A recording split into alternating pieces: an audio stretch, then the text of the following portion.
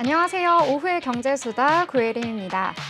정말 한 주의 중반 수요일 너무나도 더운 여름이 먼저 찾아왔습니다. 이렇게 더운 여름만큼 간밤에 미증시도 또 한 번 뜨거운 모습을 보여줬는데요. S&P 500 지수와 나스닥 지수 모두 사상 최고치를 또 한 번 경신해 줬습니다. 또 엔비디아 역시도 정말 기세가 무서운데요.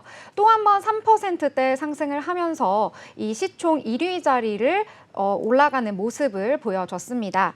이렇게 미증시가 너무나도 뜨겁게 잘 나와준 덕분에 우리 증시 역시도 좀 미증시와 커플링되는 현상을 보이면서 장 초반에 우리 증시 좋은 흐름으로 출발을 해주었는데요. 코스피 같은 경우에는 장 초반에 이 미증시의 훈풍을 이어받아서 개장 직후에 연고점을 돌파하는 모습을 보여줬습니다. 2780선에서 출발하는 모습 보여줬는데요. 계속해서 코스피 견조한 상승세를 보여주면서 현재는 1.18%대 상승하는 흐름 보여주고 있고 2796선까지 올라서면서 2780선을 넘어서는 모습까지 보여주고 있는 모습 보여주고 있습니다. 코스닥 같은 경우에도 역시 장 초반에는 굉장히 흐름이 좋았는데요. 이 장중에 하락을 전환한 이후에 좀 지지부진한 모습을 보이다가 그래도 현재는 장 막판에 조금 힘이 내주면서 지금 강보 합선까지 올라와 있는 모습 보여주고 있습니다. 0.1%대 상승하면서 859선에서 움직이고 있는 흐름 나타나고 있습니다. 그래도 코스피에서는 장 초반에 전기, 전자, 또 제조업 쪽에서 상승하는 모습을 보이면서 좀 견조한 상승세 탄탄하게 유지해주고 있는 모습인데요. 수급 같은 경우에도 살펴보시면은요, 오늘 코스피에서는 외국인의 수급이 계속해서 들어오고 있습니다. 현재 2천억 원대 매수가 들어오고 있고 오늘 같은 경우에는 기관의 이 매수 물량이 훨씬 더 큰데요. 4,900억 원대, 거의 5천억 원대 매수하는 흐름까지 보여주고 있습니다. 이 코스닥에서는 외국인의 수급은 들어오고 있지만 반대로 기관 같은 경우에는 계속해서 이 매물을 출회하는 모습을 보여주면서 조금은 코스피에 비해서는 약한 흐름 보여주고 있다. 이렇게 보시면 될 것 같습니다. 자, 이렇게 오늘장 어떻게 투자 전략 세워야 할지 저희 방송과 함께 하시면서 새롭게 포트 점검도 받아보시길 바라겠습니다. 이 오늘 오수단은요, 편재 기자와 함께 이모저모 이슈를 알아보는 모이슈 시간 준비가 되어 있고요. 또 김대중 세종대 경영학부 교수와 함께하는 이슈 경제 시간도 준비되어 있습니다. 또 장 마감 직전에는요, 오늘 시장에서의 우리가 나눠봐야 할 이 주식의 흐름까지 짚어보는 시간이 있으니까요. 채널 고정하시고 끝까지 함께 하시길 바라겠습니다. 본 방송에서 제공하는 정보는 투자 판단에 대한 조언일 뿐 해당 종목의 가치, 상승과 하락에 대해서는 보장하지 않습니다. 자, 그러면 현 시각 시장 상황 체크하고 넘어가 보도록 하겠습니다. 변주윤 캐스터 나와주세요. 네, 시황센터입니다. 이 시각 마감은 30분 정도 앞두고 있는데요. 간밤 뉴욕 3대 지수가 또 올랐습니다. 인공지능 테마 강세가 이어지고 있는데요. 엔비디아가 마이크로소프트를 제치고 시총 1위에 등극했습니다. 네, 오늘 국내 증시도 상승할 것으로 예상되는 가운데 자세한 국내 증시 체크해 보시죠. 네, 지수 흐름부터 살펴보겠습니다. 네, 코스피, 코스닥 지수 오늘 모두 상승 출발했습니다. 코스피 지수 1.17% 상승한 2,796선에서 움직이고 있고요. 코스닥 지수 강보합권에서 859선 터치하고 있습니다. 이어서 수급 동향 살펴보겠습니다. 네, 코스피 수급입니다. 코스피에서는 기관과 외국인이 동반 매수 우위 보이고 있는 가운데 개인이 홀로 6,576억 원 팔자세 보이고 있습니다. 이날 코스피에서는 기관과 외국인의 대형주 위주로 수급이 들어왔습니다. 이어서 코스닥 수급 동향도 살펴보겠습니다. 네, 코스닥에서는 개인과 외국인이 동반 매수 우위 보이고 있는 가운데 개인이 홀로 522억 원 팔아내고 있습니다. 이어서 시총 상위 종목도 살펴보겠습니다. 네, 코스피 시총 상위 1위부터 5위입니다. 전반적으로 빨간불 켜내고 있는 모습인데요. 네, 삼성전자와 SK하이닉스, SK하이닉스는 현재 보합권에서 움직이고 있습니다. 삼성전자는 8만전자까지 터치해낸 모습이고요. 현재 1.88% 오름세 보이면서 8만 1,300원대 지나가고 있습니다. 네, LG에너지솔루션 배터리주의 약세를 이겨내면서 현재 3.63% 오름세 보이면서 34만 3천 원대 지나가고 있습니다.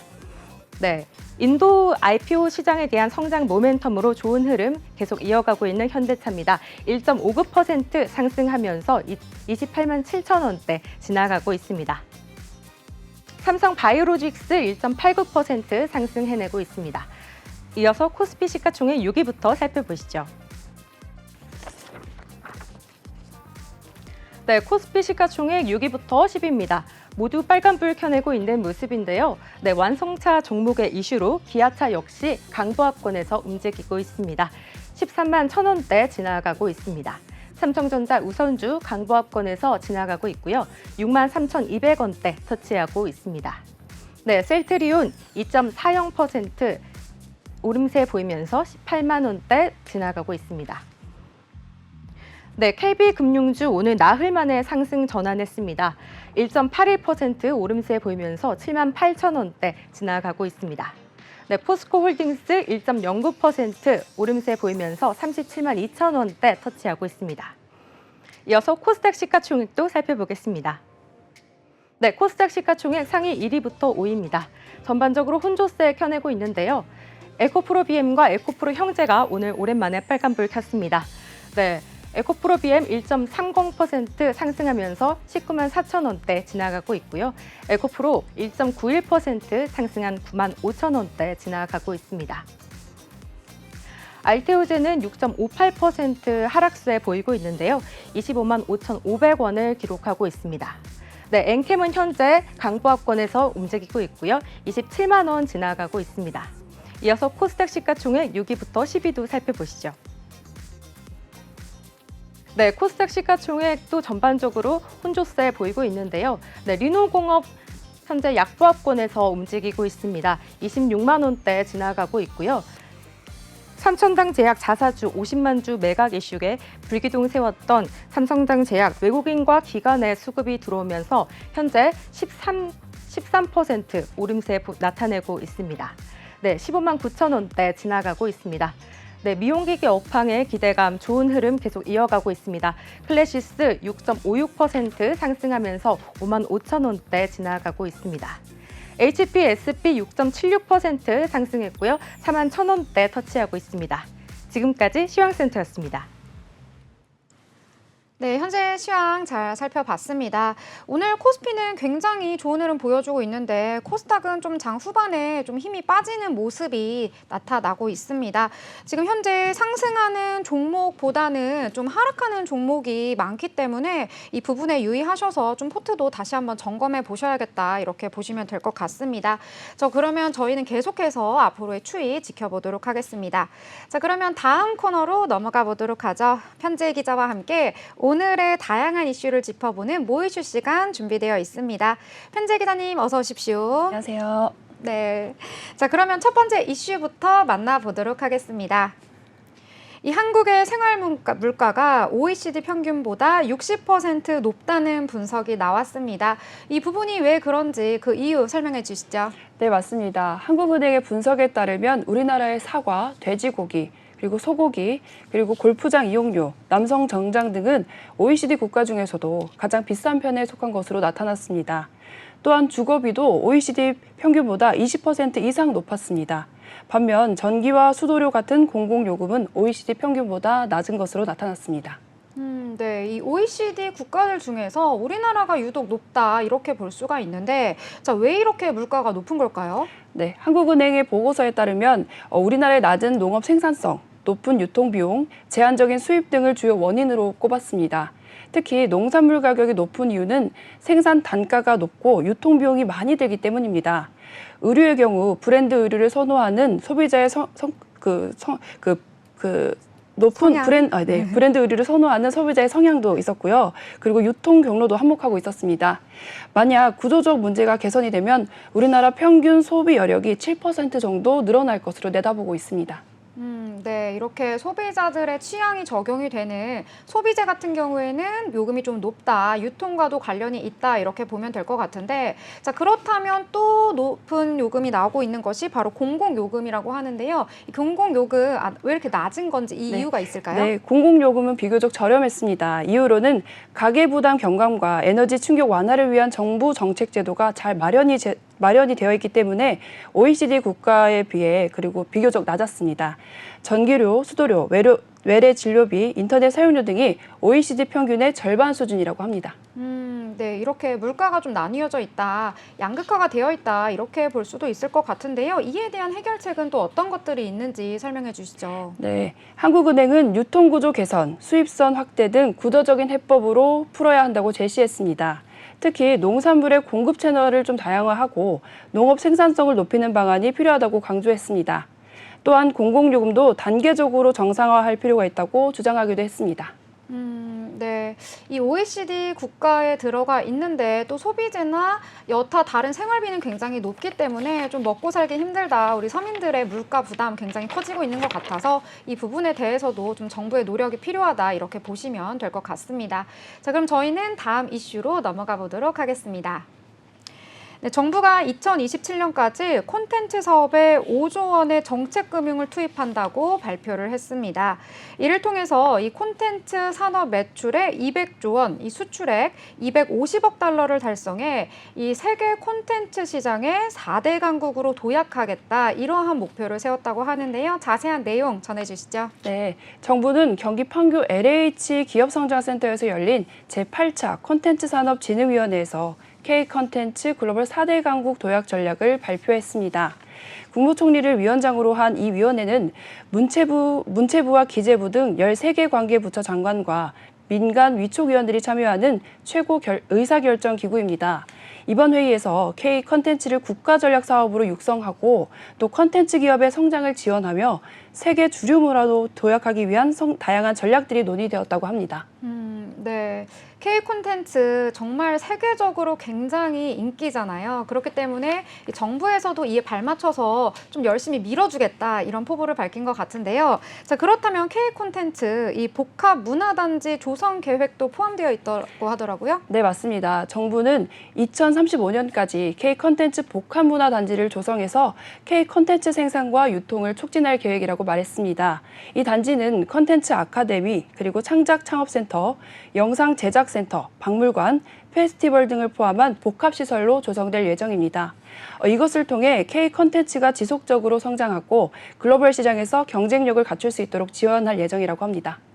네, 여러 가지 뭐 갈 수 있는 박물관, 뭐 영상 제작센터, 이런 것들을 설립한다고 하는데 또 구체적으로 여기에 들어가는 지원은 또 어떤 것들이 있는지도 궁금한데요. 정부는 컨텐츠 사업에 5조 원의 규모의 정책 금융을 공급할 계획이라고 말했습니다. 모태펀드 문화계정에 2조 4천억 원, K-컨텐츠 미디어 전략펀드에 1조 원 등을 투자해서 컨텐츠 기업의 잔금난을 해소할 예정입니다.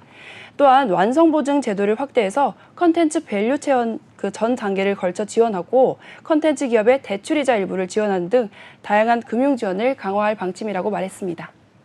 네. 그러면 들어보니까 이렇게 조성도 좀 단지를 만들어 놓고 그다음에 이제 구체적으로 금융적으로도 정부에서 지원을 해주고, 자, 그렇다면 여기서 또 추가적으로 들어갈 수 있는 게 이 산업의 성장을 위해서 인프라를 강화할 수도 있을 것 같은데 이 부분은 또 어떤가요? 네, 맞습니다. 정부는 글로벌 컨텐츠 산업 아카데미를 통해서 그 전문 인력 양성, 그리고 컨텐츠 체험 학교를 통해 교육 및 체험 프로그램을 운영한다고 밝혔습니다.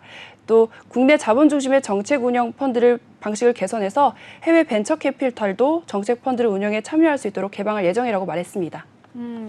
네, 앞으로는 뭐 제조업도 그렇고 여러 가지 생산해서 만드는 것도 중요하긴 하지만 이렇게 소프트웨어적인 측면, 이 콘텐츠 산업, 이것을 통해서 좀 부가장 가치를 창출할 수 있다, 이렇게 보는 것이 앞으로 미래 산업이다, 이렇게 보는 시각이 우세한데요. 자, 그렇다면 어떠한 경제적 효과를 누릴 수 있을지 이 부분도 좀 알려주시죠. 네, 정부는 이번 전략을 통해 2027년까지 컨텐츠 산업 매출액 200조 원, 그리고 수출액 250억 달러를 달성하고 74만 개의 일자리를 창출할 계획이라고 말했습니다.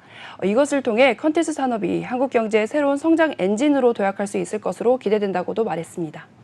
네. 듣기만 해도 앞으로 K-콘텐츠와 관련된 산업 정말 기대가 많이 되는데요. 정부에서도 열심히 이 부분에 대해서 좀 지원을 해주려고 하고 있으니까 이 정부와 기업 간의 협력도 굉장히 중요할 것 같아요. 네, 한덕수 국무총리는 컨텐츠 산업이 세계 4대 강국으로 도약하기 위해서는 정부와 기업, 플랫폼과 창작자 등 컨텐츠 산업의 주요 플레이어들 간의 긴밀한 협력이 필요하다고 당부했습니다.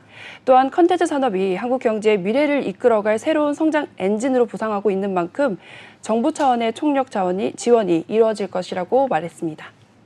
네. K 콘텐츠 뭐 다들 아시겠지만 세계적으로도 정말 인기가 많고 인정을 받고 있기 때문에 앞으로 우리 산업의 미래 성장 동력이다 이렇게 말할 수 있을 것 같습니다.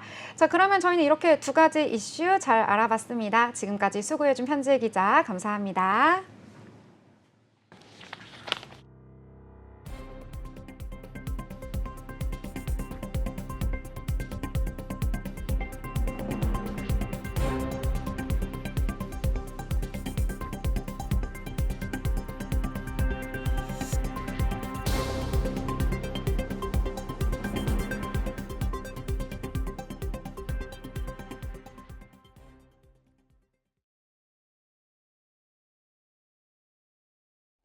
이제는 국내 증시에 대해서 어떤 흐름을 가져갈 수 있을지 이 부분에 대해서 저희가 알아보도록 하겠습니다. 오늘 장 그래도 괜찮은 편이다 이렇게 평가할 수가 있겠는데요. 오늘 시장에서 우리가 좀 집중을 해봐야 할 조금 파헤쳐봐야 할 내용들이 어떤 것들이 있는지 함께 알아보도록 하겠습니다. 자, 오늘 이주연 아나운서와 함께 하도록 할 텐데요. 이주연 아나운서 어서 오세요. 네, 반갑습니다. 네, 반갑습니다. 저희 오늘 이렇게 좀 장이 그래도 괜찮다 이런 평가를 받고 있는 장에서 함께 만나가지고 좀 이야기를 할 때 더욱더 즐겁고 편하게 할 수 있지 않을까 이런 생각을 또 해보도록 하겠습니다. 자, 그러면 저희는 첫 번째 이슈로 넘어가 보도록 할 텐데요. 자, 오늘 이주연 아나운서께서 준비한 첫 번째 주제 어떤 걸까요? 네, 첫 번째 얘기해 볼 주제는 이 6월 한 달간 개인 투자자들이 어떤 종목을 가장 많이 매수했을까입니다. 네, 혜림 씨는 최근에 좀 어떤 종목 관심 있게 보고 계실까요? 아, 제가 관심 있는 게요. 제가 원래 2차 전지주가 몇 개 있었는데 제가 물렸어요. 그래가지고 네. 언제쯤 올라가지고 빨간불이 켜져서 제가 뺄 수 있을까? 그것만 지금 예의주시하고 있는 상황입니다. 네, 2차 전지주 가지고 계신 분들 아마 똑같은 심정이실 건데요.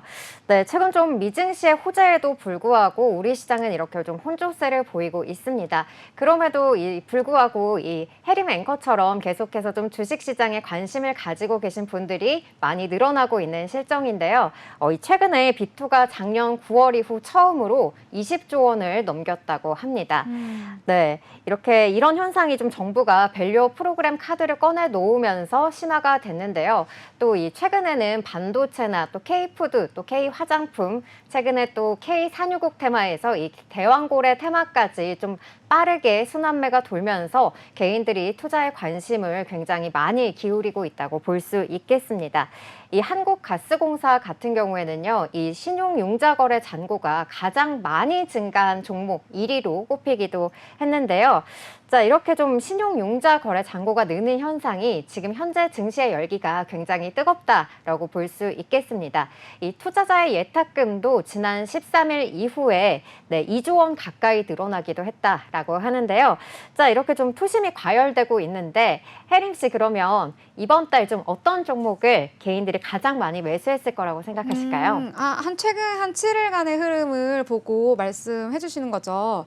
네. 그렇다면 제 생각에는 최근에 화장품도 되게 많이 올랐고 그쵸. 식품도 많이 올랐고 해서 그쪽에 좀 매수세가 쏠리지 않았나 추측이 되는데 어떤가요? 네, 저도 사실은 혜림 씨처럼 이렇게 똑같이 좀 화장품이라든지 뭐 반도체 또 수출이 잘 나오고 있는 이런 음식료 섹터에 좀 많은 매수세가 몰리지 않았을까라고 생각을 했는데요. 제가 실제로 조사를 해보니까 이 한국거래소에 따르면 6월 달 개인이 가장 많이 매수한 종목이 바로 네이버였습니다. 네, 이 네카오 국민주로 좀 떠오르면서 한동안 굉장히 관심을 뜨겁게 받았었는데 이 네이버에 대한 관심은 좀 사그라들지 않고 있는 것 같은데요. 이 네이버의 순매수 금액이 2,214억 원에 달한다고 합니다. 같은 기간 이 메이저 수급은 좀 1,000억 원대 이상을 팔아낸 것과는 굉장히 대비되는 흐름이라고 볼 수 있겠습니다. 네, 그렇다면 지금 네이버를 말씀을 해주셨는데 네이버 같은 경우에는 최근에 좀 분위기가 좋지 않잖아요. 그렇기 때문에 기관과 외국인은 계속해서 지금 물량을 덜어내고 있는 모습이 나타나고 있는데 개인이 지금 순매수를 계속해서 하고 있다고 하니까 그 이유가 뭔지가 엄청 궁금한데요.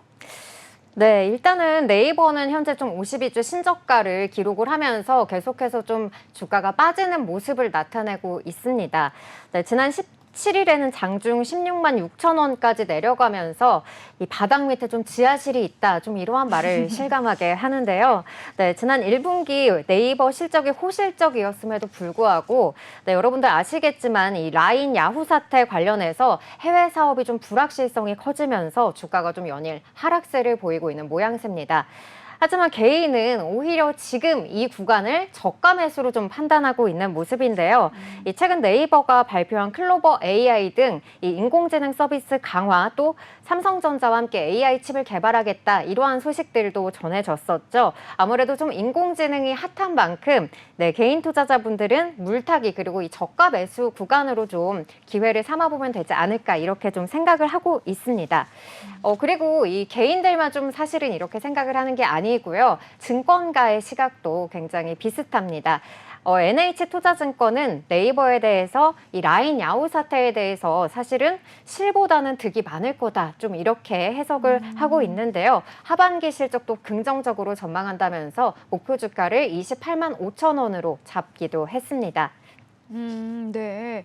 이 라인 야후 사태 많은 분들이 굉장히 걱정을 하면서 주가의 흐름에도 좀 부정적 영향을 미치지 않을까라고 생각을 했었는데 또 증권가에서는 다른 의견을 제시했다고 하니까 이 부분이 굉장히 놀라운데요. 하지만 아무래도 앞으로의 지금 불확실성, 미래에 대해서 알 수가 없기 때문에 조금 더 보수적으로 신중하게 투자에 접근을 하셔야겠다, 이렇게 정리를 해보도록 하겠습니다. 자, 그렇다면 다음으로는 2차 전지 관련주들, 아까 제가 또 관심 있다고 말씀을 드리긴 했는데요. 이것도 좀 소개를 부탁드릴게요. 네, 지난해 아무래도 이 시장의 주인공은 2차 전지주라고 할 만큼 이 전기차 관련주들이 굉장히 핫했었는데요. 이 전기차 캐즘 영향으로 인해서 좀 최근에는 주가가 부진한 모습을 보이고 있습니다.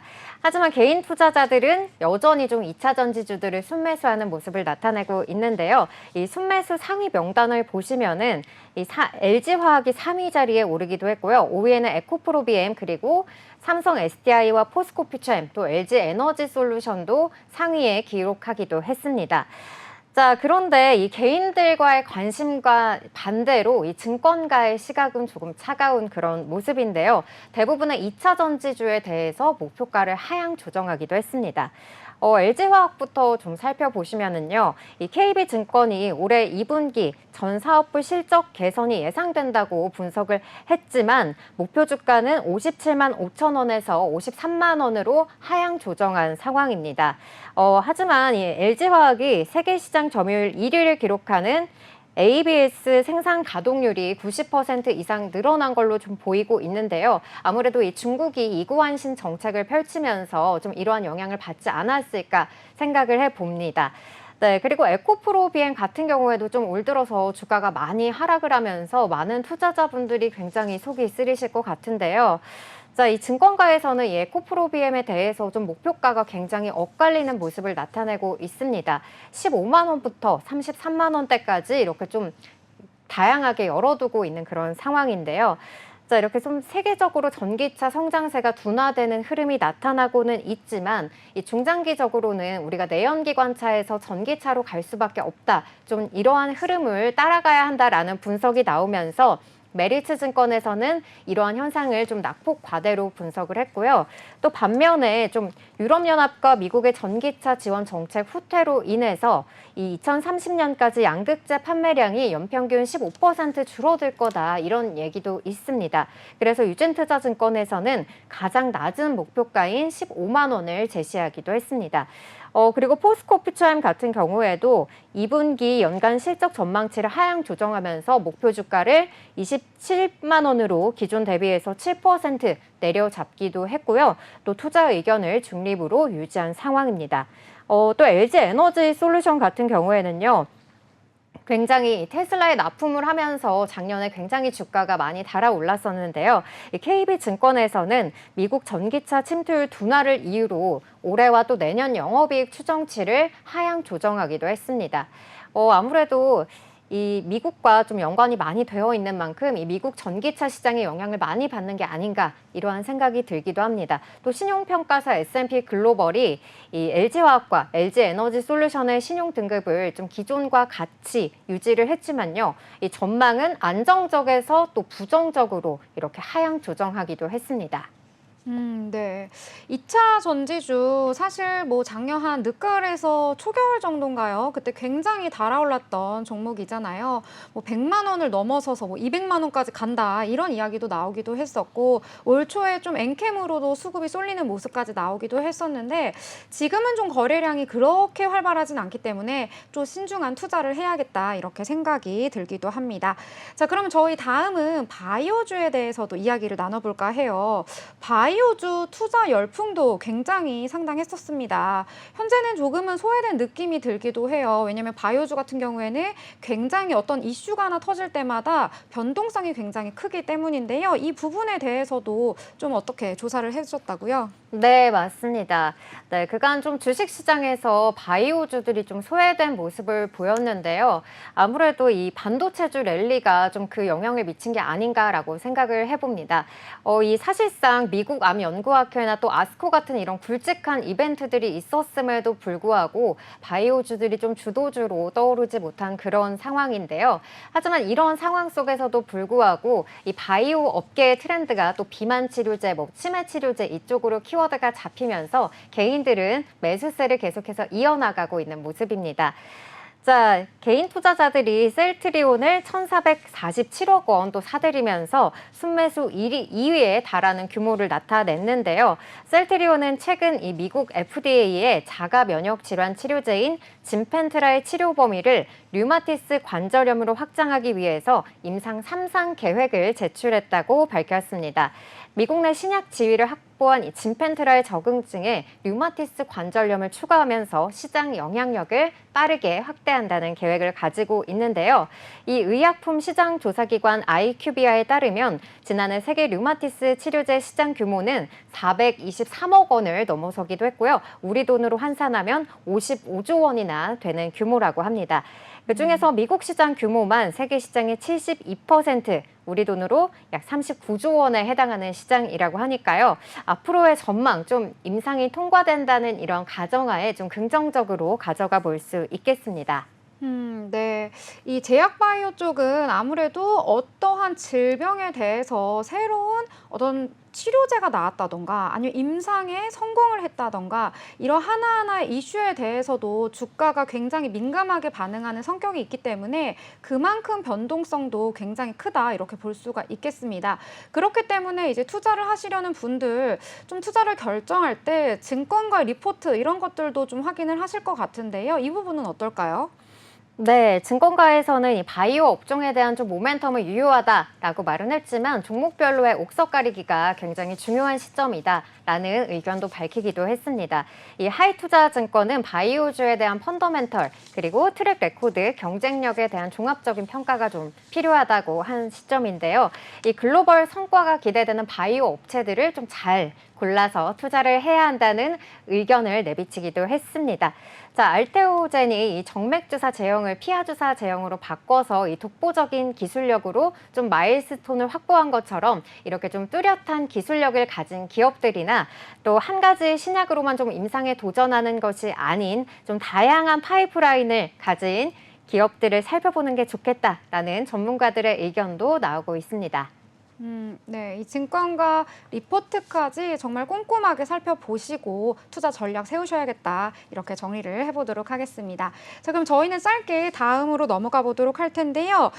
일본 라인야오의 네이버 지우기 이야기입니다. 계속해서 이 이야기 저희가 꾸준히 전해드렸었는데요. 지금 이 일본 정부의 라인에서 네이버 빼기 빠르게 지금 시도를 하고 있습니다. 어제 들려온 소식으로는요, 이 네이버가 일본에서 라인야오와 함께 진행하던 여러 서비스를 중단하겠다 이러한 소식이 전해지기도 했는데요. 지금 주가 같은 경우에도 계속해서 네이버가 등락을 거듭하는 모습을 보이고 있습니다. 이 부분에 대해서도 어떻게 짧게 이야기해 주실까요? 네, 정말 예상보다 이렇게 좀 빠르게 진행이 되고 있는 것 같습니다. 자, 이 전날 열린 주총에서 네이버 클라우드와 그리고 종업원용 시스템 분리, 인증 기반 분리를 좀 연내 완료하도록 추진하겠다라고 밝혔는데요. 이게 기존의 계획보다는 좀 2년 앞당긴 이러한 상황이라고 합니다. 그리고 이 지분과 관련해서는 좀 따로 언급하지는 않았지만요. 아무래도 이 시스템과 운영의 단절 이후에 이 지분에 대한 정리는 계속 이어질 거다라는 전망이 우세하고 있습니다. 네. 계속해서 52주 신저가까지 기록하고 있는 네이버, 지금이 저가 매수의 타이밍일지 신중하게 또 살펴보시면 좋을 것 같습니다. 저희는 이렇게 이번 달 개인 투자자 순매수 종목 그리고 라인 야후 사태에 관련한 이야기 함께 나눠봤습니다. 이주연 아나운서 오늘 고생 많으셨습니다. 네, 고맙습니다. 네. 저희는 다음 코너로 넘어가 보도록 할 텐데요. 김대중 교수님의 이슈 경제 함께 만나보도록 하겠습니다.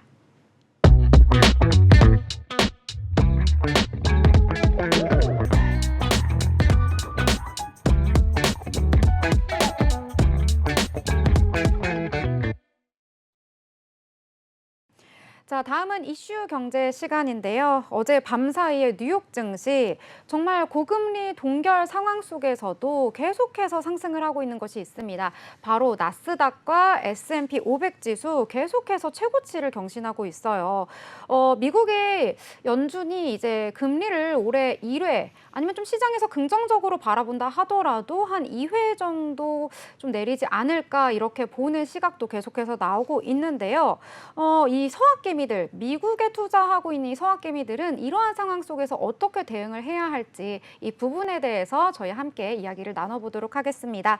세종대 경영학부 김대중 교수님 나와주셨습니다. 어서 오세요. 안녕하십니까. 네, 반갑습니다. 자, 이렇게 항상 좋은 말씀 많이 주시는데요. 자, 오늘 같은 경우에는 이 부분이 가장 궁금합니다. 연준이 기준금리를 이제 동결하겠다 이렇게 밝히기는 했어요. 근데 이제 한 9월 정도에 한 번 정도 내리지 않을까 이렇게 이야기가 나오고 있고 좀 긍정적으로 보시는 분들은 그래도 한 2회 정도도 기다릴 수 있지 않을까 이렇게 보고 있는데 계속해서 지금 S&P 500 지수랑 나스닥 지수는 상승하고 계속해서 최고치 경신하고 있잖아요. 이 배경은 뭐라고 보세요? 제가 이제 항상 주가와 은행 이자와의 관계는 반대의 관계에 있다고 얘기했습니다. 지금 현재 미국의 연방준비은행이 목표로 하고 있는 기준금리가 소비자 물가지수 목표는 2%입니다. 이번 달에 미국의 소비자 물가가 거의 3.2% 정도 나왔습니다. 그러니까 본인들이 기대했던 목표치에 거의 근접해 있다 이런 걸로 볼 수가 있고 바로 그런 이유 때문에 물가가 잡혔다는 겁니다. 우리가 미국은 코로나 시기에 한 6조 달러 정도 돈을 풀었는데요. 돈이 워낙 많이 풀려서 물가가 올랐기 때문에 돈을 작년부터 흡수하기 시작했습니다. 바로 이런 이유 때문에 미국이 기준금리가 0%에서 5.5%까지 올랐고 그러면 미국이 이제 더 이상 기준금리를 올리지 않고 내리기도 시작할 시기가 바로 9월부터이고 9월에 한번 내리거나 아니면 11월이나 12월 한 번 더 내리겠다 이렇게 예정되어 있습니다. 그렇다 그러면 주식은 굉장히 급등하게 됩니다. 주식뿐만 아니라 부동산 자산 가치도 은행 이자와 완전히 정반대의 관계가 있습니다. 우리가 실질적으로 은행에서 대출 받을 때 약 7% 기준으로 받는데요.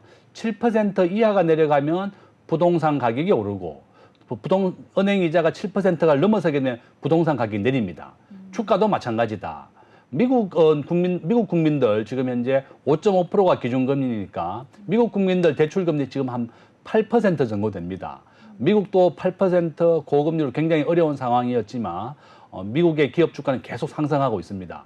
미국의 고용 실적이라든지 나머지 상황이 워낙 좋기 때문에 그렇고 어제 연속으로 해서 새로운 신고가를 갱신하고 있습니다. 지금 현재 전 세계에서 인공지능 열풍을 엔비디아가 주도하고 있습니다. 엔비디아는 영업이익률이 65%이고 엔비디아 시가총액 지금 3조 달러 돌파했습니다. 어제 저녁에 다시 애플이 시가총액 1등으로 복귀했습니다. 애플, 마이크로소프트, 엔비디아인데 불과 차이가 얼마 나지는 않습니다. 아마 이제 엔비디아가 가장 먼저 시가총액 1등이 될 거라고 저는 예상하고 있는데 전 세계 모든 기업과 국가가 인공지능 열풍이 불었고 이 열풍은 앞으로 계속될 것이다. 인공지능을 도입하지 않은 기업은 망할 것이고 인공지능을 도입한 기업은 살아남게 됩니다.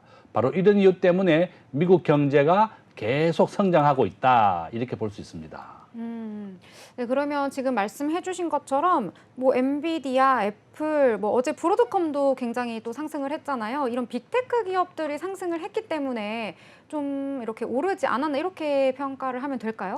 그렇죠. 지금 현재 미국의 시가총액 3조 달러라 그러면 우리가 원화로 계산하게 되면 한 4,200조 원 정도 됩니다. 애플도 인공지능에 뒤처져 있었는데 구글과 이제 합작을 해서 시리에다가 인공지능을 탑재하겠다고 얘기했고 올 연말에 이제 출시가 됩니다. 지금 현재 애플이 시가총액 다시 1등이 되었고 애플은 지금 현재 전 세계 시가총액 1등인 이유가 작년부터 돈을 받고 있습니다. 예금을 3.5%로 대금을 받고 있기 때문에 더더욱 그렇다.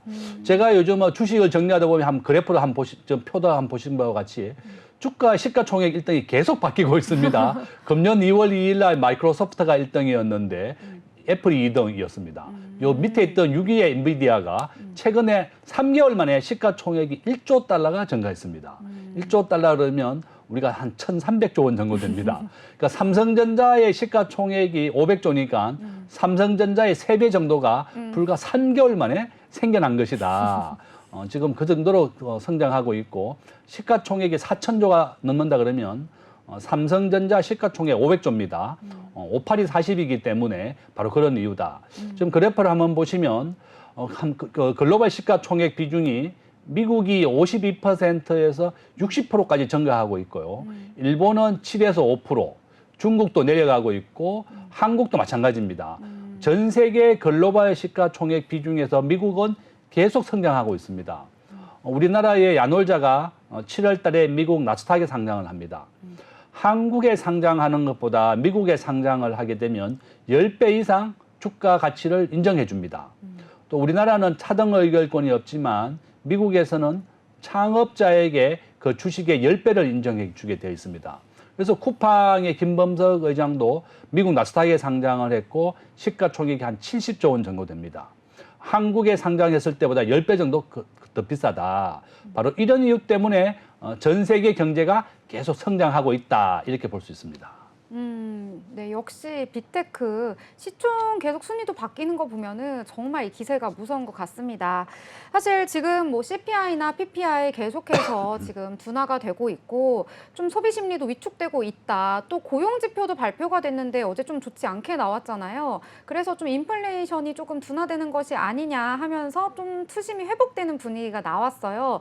그래서 사실 아까 미국의 금리 인하 시점 여쭤보려고 했었는데 아까 답변해 주셨을 때 뭐 9월이나 11월 말씀해 주셨거든요. 그렇다면은 9월과 11월에 뭐 인하를 하게 됐을 때 좀 어떻게 시장의 분위기가 바뀌게 될지 이 부분도 추가해서 한번 설명해 주세요. 미국이 기준금리를 9월 달 내리게 되는 그 동기가 바로 물가 안정입니다. 물가가 지금 3.1% 나왔는데 목표치에 거의 도달했습니다. 바로 이런 이유 때문에 미국은 자신 있게 기준금리를 내리고 있습니다. 제가 그 미국의 10년 국채물 그래프를 하나 가져왔는데 한번 보여주시면 미국은 지난 1980년도에 국채 이자가 21%에서 인하하고 있습니다. 지금 그래프를 보시면 한국의 3년물 국채와 미국의 10년물 국채입니다. 한국과 미국은 동조화되어 있기 때문에 똑같은 방향으로 인하하게 됩니다. 그러니까 항상 은행의 이자는 계속 우하향한다고 보면 되겠습니다. 국채의 추세를 우리는 은행의 이자라고 보면 되겠고 미국은 1980년도에 21% 기준금리였습니다. 바로 이런 이유 때문에 기준금리는 계속 인하하게 되어 있고 지금 요거는 10년물 미국의 채권인데요.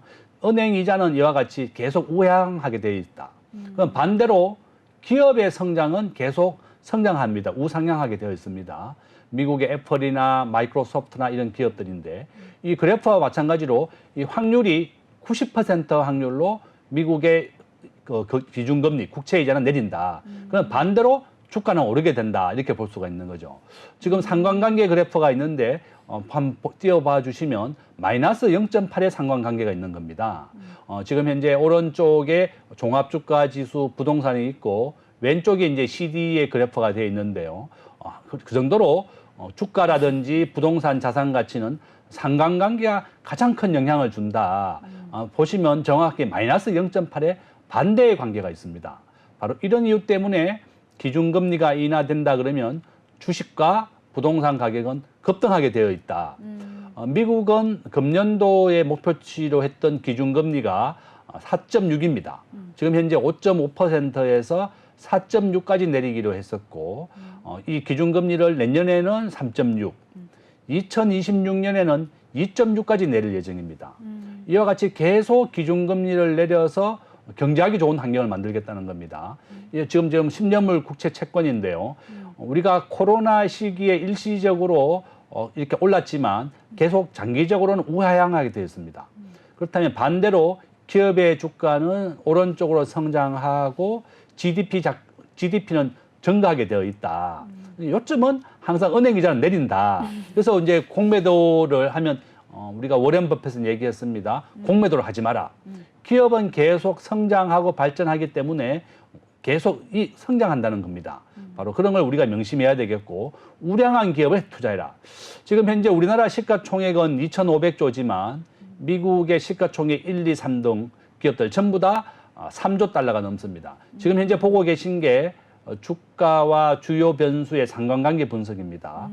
지금 빨간색으로 되어 있는 바로 은행의 이자입니다. 은행의 이자와 주가, 부동산의 관계는 마이너스 0.9다, 0.8이다. 정반대의 관계가 있습니다. 은행의 이자가 내리면 주가와 부동산 가격은 급등하게 되어 있다. 앞으로 미국이 3년 동안 기준금리를 내리고 은행 이자를 내리기 때문에 주식과 부동산은 이제 대세 상승이 시작됐다. 저는 그렇게 봅니다. 네. 그럼 금리를 인하하게 되면은 뭐 주식, 부동산, 또 기업이 앞으로 성장할 수 있는 폭이 더 커질 수 있다. 이렇게 한마디로 정리를 해보도록 하겠습니다. 자, 그렇다면 우리 증시 또 이야기로 넘어가 보기 전에 또 미증시에 대해서 한 번 더 이야기하고 넘어가 보도록 할게요. 3조 달러 클럽 3총사가 있죠. 이 미국의 마이크로소프트, 애플, 엔비디아 이 각기 다른 AI 전략을 펼치고 있습니다. 계속해서 사실 이제 교수님과 이야기를 나눠봤기 때문에 저는 살짝 예상이 좀 되기도 하는데 이 회사 중에 앞으로 어떤 회사가 가장 유망하다고 보시나요? 저는 엔비디아 추천하겠습니다. 저는 엔비디아가 시가총액은 3위인데 불과 차이가 얼마 나지 않습니다. 엔비디아는 영업이익률이 65%입니다. 1,000원짜리 물건 하나 팔면 650원이 남는 겁니다. 원가가 35만 원, 3,500원밖에 안 드는 거다. 딱 35%가 원가고 영업이익률이 65%라고 하는 것은 경이적인 수익률입니다. 왜냐하면 엔비디아는 본인들은 설계만 하는 겁니다. 물건을 생산하는 것은 대만의 TSMC입니다. 애플도 마찬가지입니다. 애플은 디자인만 합니다. 조립을 하고 만드는 것은 중국에서 만드는 겁니다. 이와 같이 미국의 많은 기업들은 본인들이 핵심적으로 하고 있는 설계와 디자인만 하는 것이고 조립과 만드는 것은 전부 다 중국과 대만에서 하는 것이다. 포버스가 엔비디아가 앞으로 한 10배 정도 더 오를 것이다. 이렇게 추천을 했습니다. 지금 액면 분할을 1,200달러에서 해서 120달러부터 액면 분할이 이제 월요일날 시작이 되었는데 지금 현재 한 130달러 정도 한 10% 이상 반등을 이미 했습니다. 앞으로 이런 추세라 그러면 10배 이상 더 오른다고 이제 포버스가 얘기를 했고 마이크로소프트, 애플, 엔비디아 이 세 개의 공통 기업은 다 AI와 관련되어 있다. 마이크로소프트는 오픈 AI의 지분을 50% 가지고 있고요. 애플은 시리에다가 AI를 도입해서 스마트폰, AI 스마트폰을 만든다는 겁니다. 바로 이 AI를 기업이 도입했기 때문에 주가가 급등하고 있다. 저는 엔비디아가 이제 액면 분할되기 전에 이제 많이 좀 사라고 제가 말씀을 드렸는데 이 엔비디아라는 종목이 액면 분할이 됐지만 다시 또 1,000달러로 갈 것이다. 미국의 애플 주식은 400달러에서 액면 분할을 합니다. 지금 현재 애플은 한 주가 200주로 액면 분할이 됐습니다. 그러니까 과거에 30년 전에 애플을 한 주 산 사람은 220주로 액면 분할이 됐고 엔비디아도 마찬가지입니다. 불과 얼마 전에 3년 전에 이제 4대1로 액면 분할을 했는데 이번에 40대1로 액면 분할을 한 겁니다. 10대1로 액면 분할을 했죠. 그러니까 한 줄 가진 사람은 40주가 된 겁니다. 이와 같이 미국의 주식 수는 계속 폭증한다, 증가한다는 거고 엔비디아의 주식 수가 250억 주고 애플이 150억 주 정도 됩니다. 삼성전자는 50억 주 정도 됩니다. 삼성전자는 자본금을 액면가로 100원으로 나눴기 때문에 그렇다. 그래서 이와 같이 현재 이 세계 기업 중에 엔비디아가 가장 유망할 거라고 저는 보고 인공지능을 도입하고 성장이 계속 급하기 때문에 그렇고 테슬라가 앞으로 엔비디아의 반도체 칩 하나가 5천만 원 정도 합니다. 이게 없어서 못 팔 정도인데 10만 개를 가져와서 인공지능 연구소를 만들겠다고 했기 때문에 엔비디아의 실적이 저는 앞으로 계속 좋아지고 시가총액을 가장 빨리 4조 달러, 지금 학자들은 한 10조 달러까지 증가할 것이다. 저는 이렇게 보고 있습니다. 네. 제가 계속해서 엔비디아에 대한 좀 훌륭하다 이런 평가를 계속 교수님이 해주셔서 혹시 엔비디아를 말씀하시지 않을까 했는데 뭐 영업이익률도 65%고 앞으로의 성장 동력도 충분하다 이러한 말씀을 또 해주셨습니다.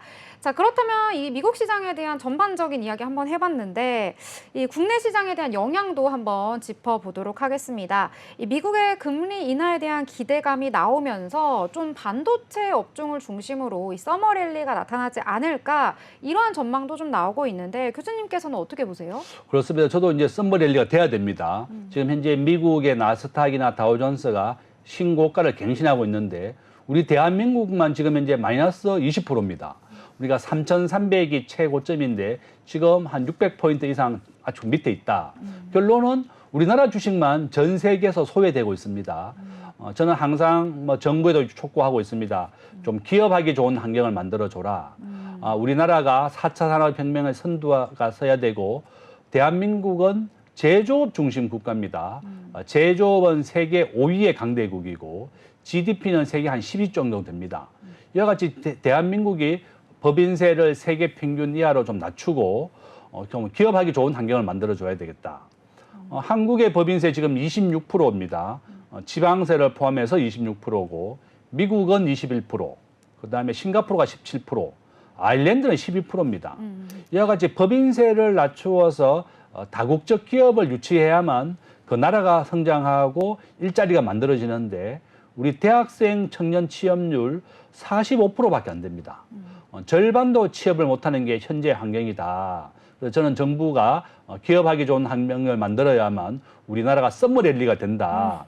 우리나라 기업이 돈을 많이 벌어오려면 정부가 또 국회가 22대가 이제 열렸는데 세금을 인하해주는 그런 감세 정책을 써야만 우리 경제가 더 성장한다. 좀 박리담회를 좀 해라. 아일랜드처럼 세금을 깎아줘서 많은 기업을 데려와야만 국내에 일자리가 생긴다. 그렇게 말씀을 드리겠습니다. 네, 항상 말씀해 주시는 게 이 기업이 좀 이렇게 경영을 잘 할 수 있는 환경을 좀 마련해 주어라. 이러한 기조가 좀 일관되게 나오고 있는 것 같습니다. 자, 오늘 이렇게 여러 가지 이야기들 나눠봤는데요. 오늘은 김대중 교수님과의 시간은 여기까지 마무리 짓도록 하겠습니다. 교수님 감사합니다. 네, 잘 들어봤습니다. 저희가 오늘 준비한 오후의 경제수다 여기까지입니다. 오늘 시장 상황 한번 간단하게 짚어보도록 하겠습니다. 오늘 양대 시장 그래도 상승하면서 마감을 했습니다. 미증시의 훈풍을 이어받아서 코스피는 오늘 상승 출발한 이후에 1% 넘는 상승을 보여줬고요. 코스닥 같은 경우에도 역시 등락을 거듭한 이후에 상승을 하면서 마감을 했습니다. 0.26% 상승하면서 861선에서 거래를 마친 모습 보여줬습니다. 수급 같은 경우에도 오늘 외국인의 수급 강하게 들어오는 모습이 보여졌는데요. 코스피 같은 경우에는 외국인과 기관 동반 쌍끌이 매수를 보여줬고요. 특히 기관 같은 경우에는 5천억 원대 물량 크게 담아주는 모습까지 보여줬습니다. 코스닥 같은 경우에는 조금 수급은 반대 모습 보였습니다. 외국인은 매수하는 흐름 나타났고요. 기관은 매도하는 흐름 나타났지만 그래도 물량이 크지는 않아서 장 막판에 조금은 상승해주는 흐름까지 나타났습니다. 자, 이렇게 내일은 더 시장에 가깝고 유익한 정보들 가지고 다시 찾아뵙도록 하겠습니다. 저희 방송 다시 보기는 언제나 네이버와 유튜브 채널을 통해서 가능하다는 점 기억해 주시고요. 더불어 본 방송에서 제공하는 정보는 투자 판단에 대한 조언일 뿐 해당 종목의 가치, 상승과 하락에 대해서는 보장하지 않습니다. 자, 그러면 저희는 내일 오후 3시에 다시 만나요. 안녕.